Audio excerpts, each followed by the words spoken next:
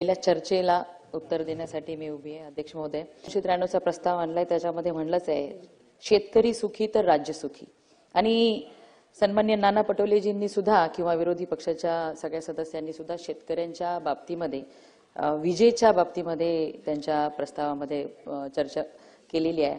तर सर्वांची एकच मागणी की शेतकऱ्यांना दिवसा वीज मिळाली पाहिजे. पण अध्यक्ष महोदय, शेतकरी आतापर्यंत महाराष्ट्रात शेतकरी नुसता लोड शेडिंगमुळे त्रस्त होता, पण जेव्हापासून आपल्या राज्याचे मुख्यमंत्री देवेंद्र फडणवीस साहेब यांनी ऊर्जा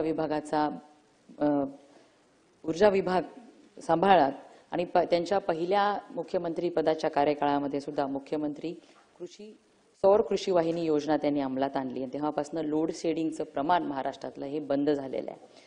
त्याचबरोबर शेतकऱ्यांना दिवसा वीज मिळावी हीच सर्वांची वेळोवेळी मागणी असायची आणि त्यासाठी सुद्धा आपल्या राज्यामध्ये मोठ्या प्रमाणामध्ये सौर कृषी पंप देणं आणि मुख्यमंत्री सौर कृषी वाहिनी योजना टप्पा 2 सुद्धा अंमलात आणलेली आहे.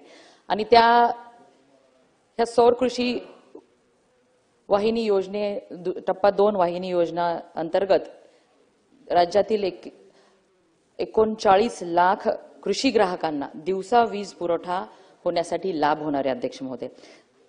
अध्यक्ष महोदय, आतापर्यंत आपल्या राज्यामध्ये एकूण मागेल त्याला सौर पंप ह्या योजनेअंतर्गत 1,84,000 पंप हे प्रस्थापित करण्यात आलेले आहेत. येणाऱ्या दिवसामध्ये 2,75,000 सौर कृषी पंप आपण प्रस्थापित करणार आहोत. दिवसा 1,000 पंप प्रतिदिन एवढ्या गतीने सौर पंप लावण्यात येत आहेत.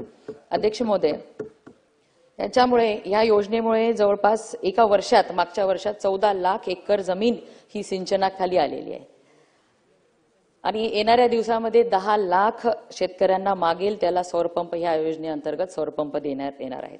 त्याचबरोबर अध्यक्ष महोदय, 7.5 HP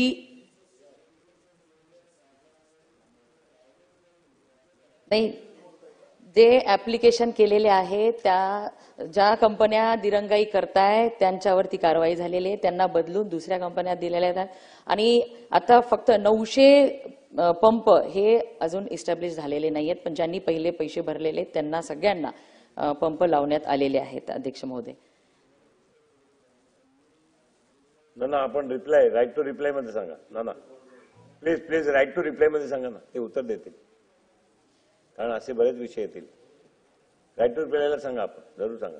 अध्यक्ष महोदय, त्याचबरोबर आदरणीय मुख्यमंत्री दाओसला गेल्यानंतर 15 लाख करोड एवढी इन्व्हेस्टमेंट आपल्या राज्यामध्ये आलेली ती की पाकिस्तान इन्व्हेस्टर्सला येणाऱ्या दिवसांमध्ये हे आपण 51% पूर्ण सोलरायझेशन झाल्यानंतर जेवढी वीज आपल्याला महिन्याला लागते 26,000 मेगावॅट पर्यंतची वीज, त्यातला अर्धा हिस्सा हा आपण सौर विजेवरती गेल्यानंतर आपल्याला औद्योगिक ग्राहकांवर लादण्यात येणारी क्रॉस सबसिडी अधिभार पूर्णपणे कमी करण्याचा प्रस्ताव कंपनीने सादर केलेला आहे. त्यामुळे पुढील 5 वर्षामध्ये महाराष्ट्र राज्यात औद्योगिक वीज दर इतर राज्याच्या तुलनेने कमी होणार आहेत.